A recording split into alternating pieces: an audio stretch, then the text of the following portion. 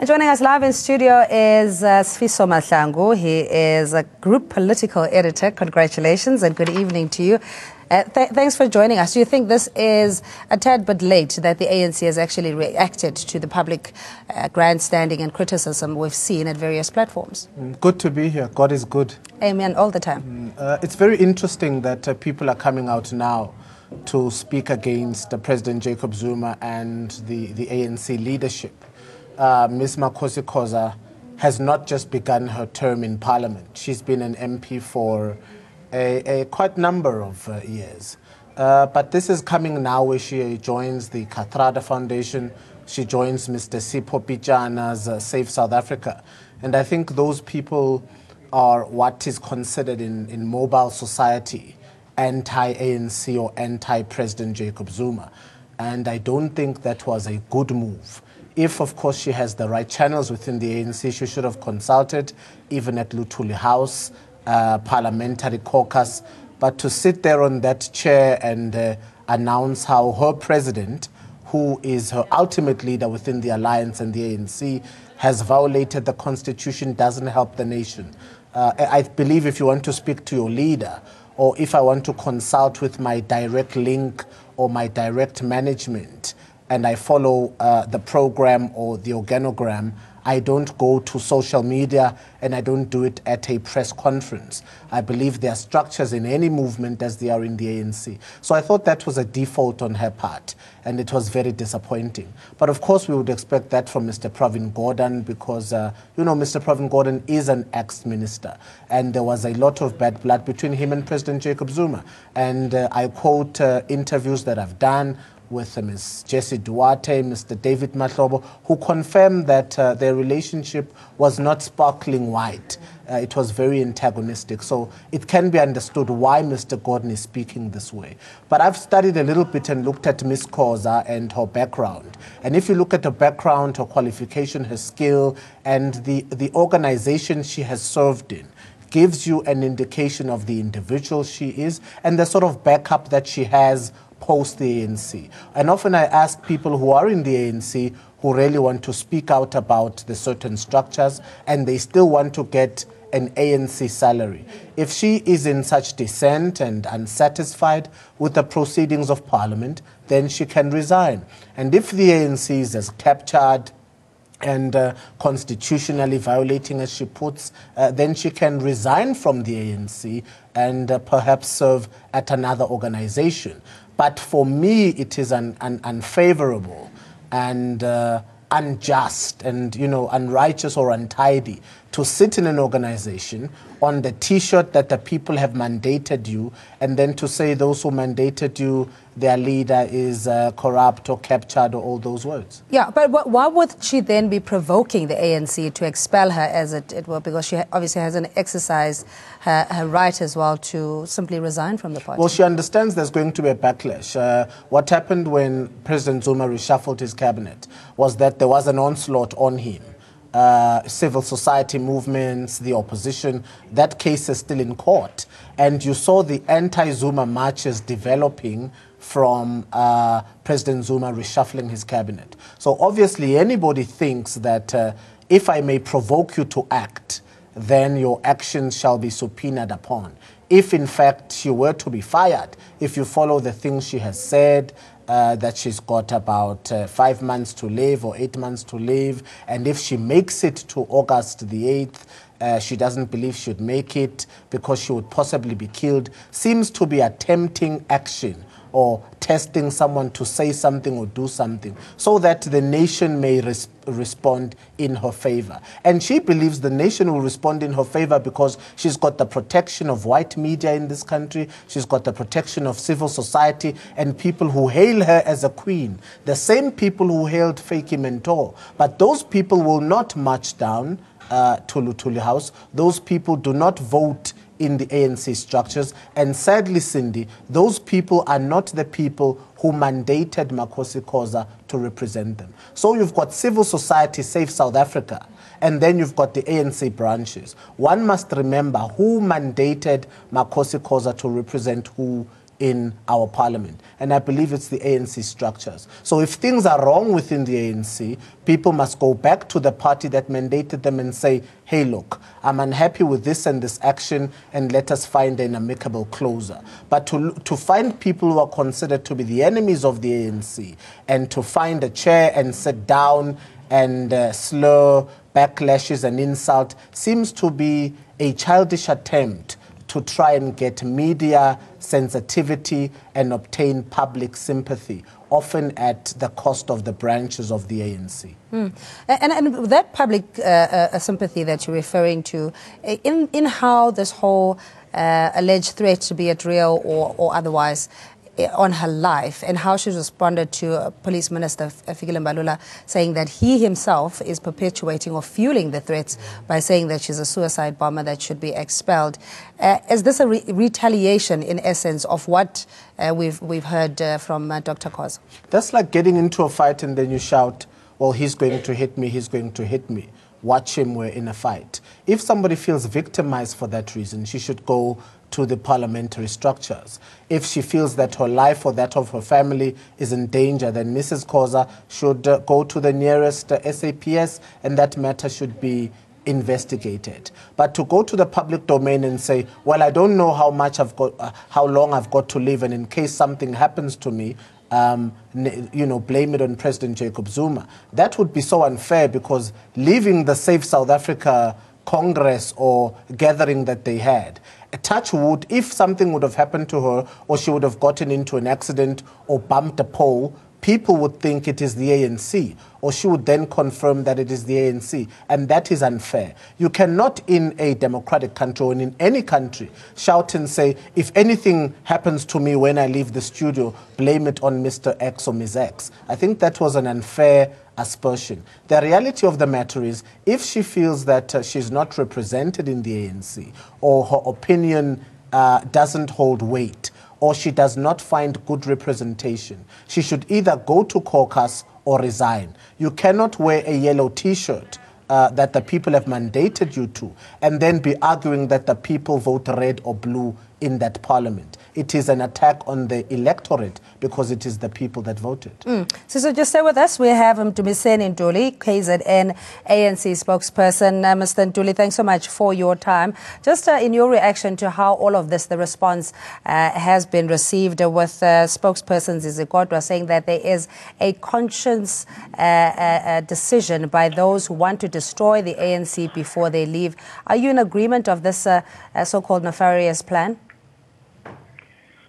Well, you see, the difficulty that we are facing as a movement, some of the things we're observing now are the very same things that we saw soon after the national conference, the 53rd national conference, 52nd national conference in 2007, where there were comrades who were still in the government of the ANC, who were public representatives, but who were very committed to ensure that they do everything possible to elevate themselves above the movement, but equally to work very hard to tarnish and degradate the organization, to the extent that if later they decide to leave, they would be better than the ANC that they are leaving behind. And we believe that the conduct of Comrade Makosi Koza deserves to be punished, because if we do not punish that conduct, we are allowing a high level of, a maximum degree of impunity to prevail in the organization, which undermine the centrality of the organization and completely disregard the political discipline expected to those of us who are public representatives of the ANC. So our view is that she has now crossed the line. We can no longer allow this. If it's about President Zuma, why was she not in the 2 days that were set aside before the policy conference, where all of us had an opportunity to say whatever we want to say, including to the president himself, what those who might have had very strong views about some of the issues associated with the president had an opportunity to raise them, because that was a platform for constructive engagement and a platform for all of us as members of the ANC to say whatever we do, however our differences, sharp our differences may be, but we would not be in the position to be one who would be counted as a generation that destroy the only inheritance of our people, which is the African National Congress. But why only now? We've seen many other public criticism of ANC leadership, and there hadn't been any response necessarily, albeit just an open letter here and there. Why only now is there such a need for the ANC to want to take action? You see, on many occasions we've been arguing that there is an agenda in this country driven by certain forces who are opposed to the National Democratic Revolution. And those forces also want to replace the leadership role of the ANC in our country. Now, some of those forces have now found a corner and are converging in what is currently called Save South Africa that is going on in this country. Now, when we saw Comrade Makosi no longer speaking generally in platforms wherever you would find time to see cameras and get excited by cameras to say what she wants to say, and begin to be seen in the common platform with those who are working very hard day and night to undermine the integrity and the political standing of the African National Congress, we felt that this is now the end of the road. I mean, we know Comrade Makosi is a gifted demagogue.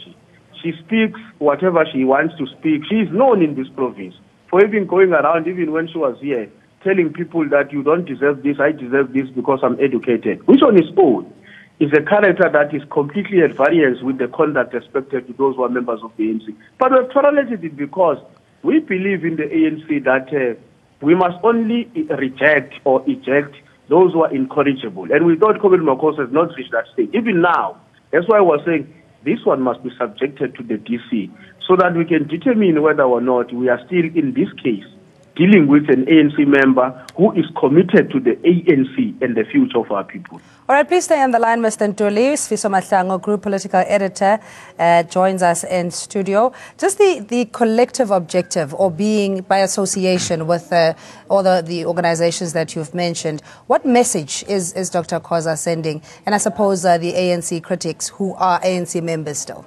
Well, I think Dr. Koza is well aware that the ANC president will step down in December and an incumbent president will come in. Why she can't wait those 4 months is still unknown to me. Secondly, why she takes it to the public and social media and channels it outside of the ANC line is something I'm unaware of. But I think it is up to the ANC to really enforce discipline, and it will be unfair that one person says this and the ANC doesn't respond, but Ms. Koza speaks and now they want to enforce discipline. I don't want to bring President Thabo Mbeki into this because I don't know if he's still a member of the ANC in good standing for that matter. And, you know, he gives radio interviews and puts on record what he wants to put there. But Ms. Makosi Koza is still a member of parliament representing the ANC. And so for that matter, I think it's time that they adopt a plan and policy, a plan of action on how to deal with people who don't toe the line, because in the year of unity, it is a fracture on the party. What is sacrosanct, I think, at any level of a political party, particularly in an elective year, is a sense of unity. And anyone who seems to destabilize unity then must be dealt with. So this is not a situation that they need to overlook. But I would say, if I'm a leader in any organization and then somebody says to me, Mr. Mahlangu, I am testing you to fire me. I am pushing you to fire me. I dare you to fire me. That person, that person has got the backup of something else. That person is clear about what they are doing and they really want to not be in that organization. And for any cause, whether it is in sport, whether it is in business, whether it is in the arts, you don't want to keep a person in any organization where they don't want to be. So they should also do her the favor and release her, and also have somebody who can go to the branches, speak to young people in this country, use the domain of politics, the domain of parliament to develop the young people in this nation and not slur and cause insults at every given moment. I think the ANC at this point, in its year of Oliver Tambo, has got that responsibility to not only enforce unity in the nation, but enforce unity within itself. Yeah, I just want to pick up, Mr. Ntuli, on what Siso was saying, the inconsistency in how you apply your disciplinary codes. There had been many other leaders, very prominent and influential leaders who had spoken and criticized the administration of President Jacob Zuma, and very little, short of one or two ANC MPs responding on the social media, etc. But it doesn't seem to be applied equally and fairly from the party side. You see, before we went to the National Policy Conference, there was a very serious outcry that comrades are arguing that the movement does not give them an opportunity and the platform to ventilate the ideas they hold, and they do not have an opportunity to be heard and be engaged, because not just to be heard, you also need to be engaged so that in the course of that engagement you can also be educated when your views are not going to be finding resonance with the majority of our people. We now went to the policy conference of the ANC, and 2 days were set aside. I was there throughout. I never slept even a second, through and through until the end. Comrade Koza, a darling of the media in this country, who is always in front of cameras and saying messages, not even recorded live in this country, could not stand up even for a second in the National Policy Conference and share with us that brilliant ideas that he purported to be holding on how we must resolve internal challenges facing the African National Congress. Now, our view as a province was that let's not be seen to be acting while comrades are saying they've not been given a platform for engagement. Let's go to the National Policy Conference and the 2 days set aside for a robust debate about the future of the movement and our revolution. Now, we've been to that platform now. Here is a member of parliament coming from our own province, whose membership is in our own province, who is in parliament through the list of our own province. Now we are saying we can't allow this. If we allow this, we are going to be part of those who would be judged by the future as having assisted impunity to prevail in the organization and the discipline to be broken down forever, and nobody in future will respect the African National Congress. The conduct of Comrade Makhosi is entirely at variance with the value system of the ANC at the moment, and we believe that she has to be called into order and she must be disciplined. Okay, so please stay on the line, Mr. Ntuli. What does this also do in terms of what President Jacob Zuma had proposed on having a second deputy in order to prevent any splinter party formations? If the so-called delinquent ANC members who speak publicly are disciplined, is this not going to wedge or drive a further divide or division in the party? Well, the division is there, but the ripple effect might be larger than expected. But that is not to say that just because President Zuma had suggested a two presidents as an amicable cause for unity to try and intertwine the party once again, that shouldn't suggest that no one was going to speak or act out of line. The responsibility of a faction is to drive a factional agenda, to say we elect this person and we are the slate. Slate politics is dangerous because it works in groups. So we don't know at this point which slate Koza is, and no matter what happens to her at this point, she believes she has the protection of her slate. If she believes that her slate is against President Jacob Zuma, then they can get her out of parliament, but she's hoping that whoever wins and the slate she's in will revert and take her back into parliament or the ANC. So the fracture about slate politics is that you can do anything just in case your party wins. And if your party doesn't win, you sort of know that you're out. And that's not a unifying factor, because it's about personality, it's about individualism, it's not about the organization, and it's not about the collective decision to bring radical economic transformation. I'm surprised that this is happening after 7 days of discussion on organizational renewal and democratic centralism. Maybe some people missed that commission. The reality is people are going to find sides, they're going to find factions. It is an elective year, and they believe they can say whatever they want